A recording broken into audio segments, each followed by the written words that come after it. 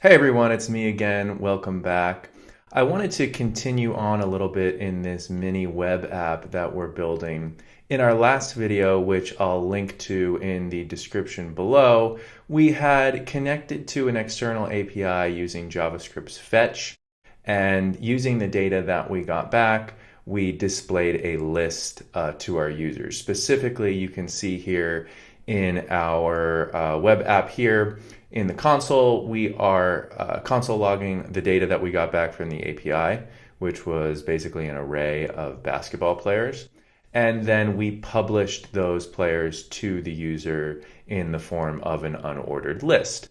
And if we take a look at the code here, just reviewing this, we have a for loop where we loop through every single player, create a list item, and then add that list item to the parent list. Today, what I'd like to do is add a little bit of interactivity to the page.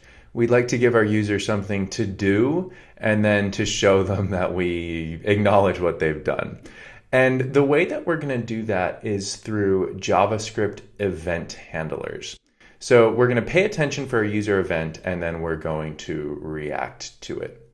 But first, before we do that, we have to give our user something to interact with. So what I'm going to do is, instead of having this pretty vanilla unordered list here, we're going to add an element for every single basketball player that the user can interact with. Specifically, we're going to add a button.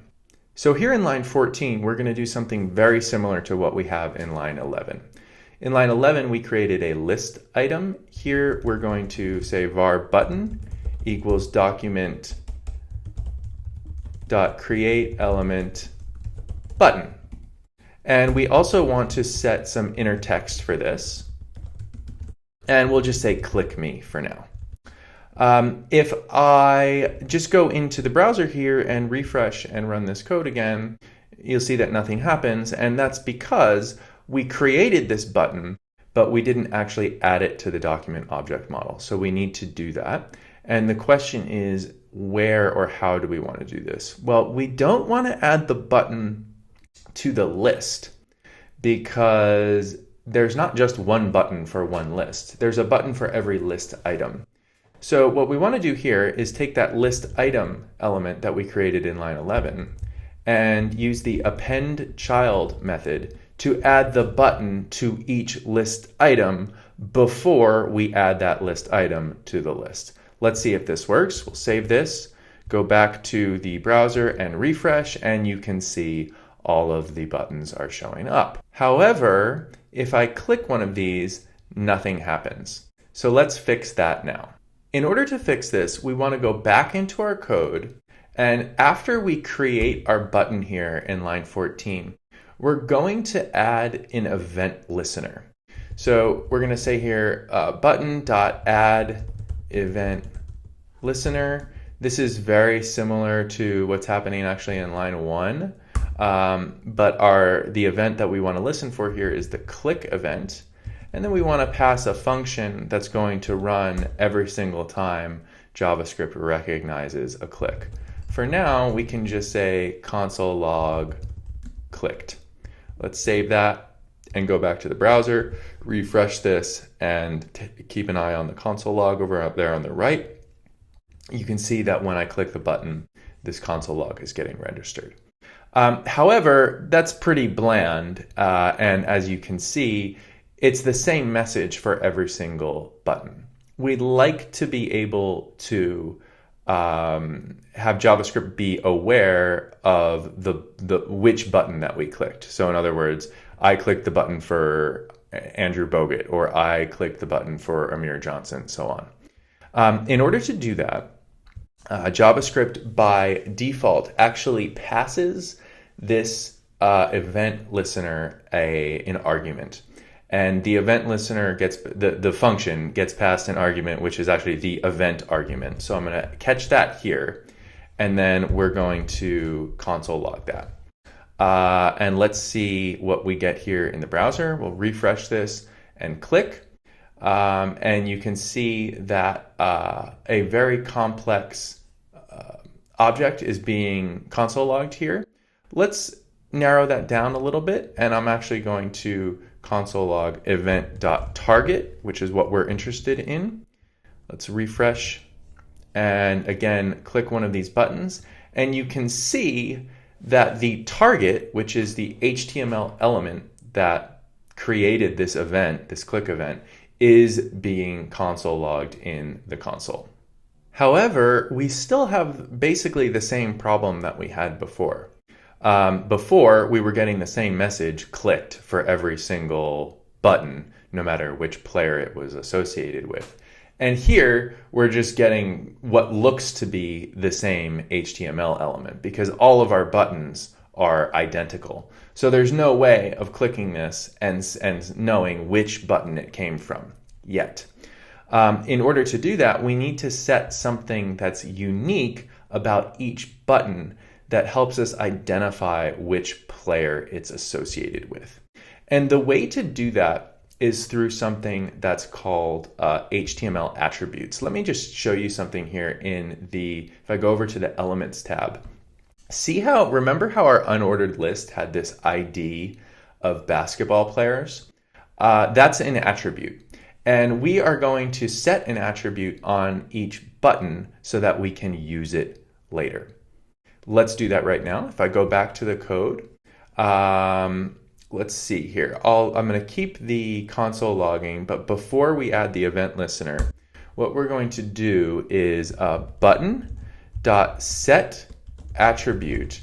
And set attribute takes two arguments. The first is a string, which is going to be the type of attribute or the name of the attribute that you want to give it. So in this case, I'll just call this first name underscore, or actually I'll just call it, I have a variable in line 9, which is player name, which already is the first name and last name concatenated. So I'm going to call this attribute player name. And then the second argument to the set attribute method is the value of that attribute that you want, which in this case is just whatever the player name is. Let's save that and see what our progress is. If we go back and refresh here, now if I click a button, you can see that the event target is still being console logged, but we've added this attribute to it that is going to tell us who the player is who's associated with that button that was clicked. If we go back to our Elements tab as well, and we open up the DOM here, if we go into one of these list items, you can see that that attribute is being displayed in the Elements tab as expected. Now we need to actually use this unique information that we've set in the function that we set up for the click handler. So let's do that. In here, I'm going to, in line 17, I'll get rid of the console log, and I'm just going to say const clicked button. Let's use a variable, be consistent here. Variable clicked button equals event.target,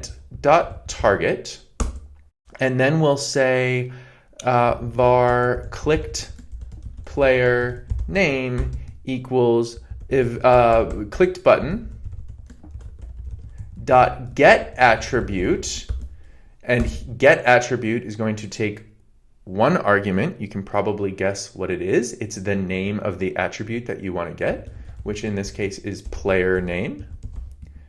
And for now, let's just console log player name, clicked player name, excuse me. Go back to the browser here, refresh. And as I click a button, you can see that the correct player's name is being console logged. Now, the last step is, well, most of our users probably don't have the console log open when they're using our app. Let's get rid of this and change this console log to something that the user can actually see. So one of the easiest ways to give user feedback, it's not the most elegant or stylish, but something that you should be aware of, is a window alert. And what I'm going to do here is I'll just create a variable called message, and it's going to be whatever the player's name is. So clicked player name plus, and then let's just write says hi. All right. And then what I'm going to do is a window.alert for that message. Save that, go back to the browser, refresh, and then let's click a button. And you can see that the player who is associated with that button, we're getting a window alert that that player says hi. All right.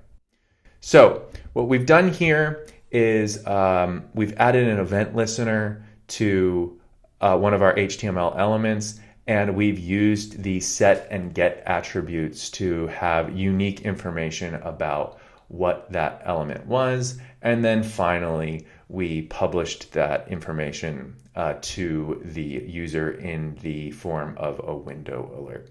I hope that was helpful, and I'll see you next time.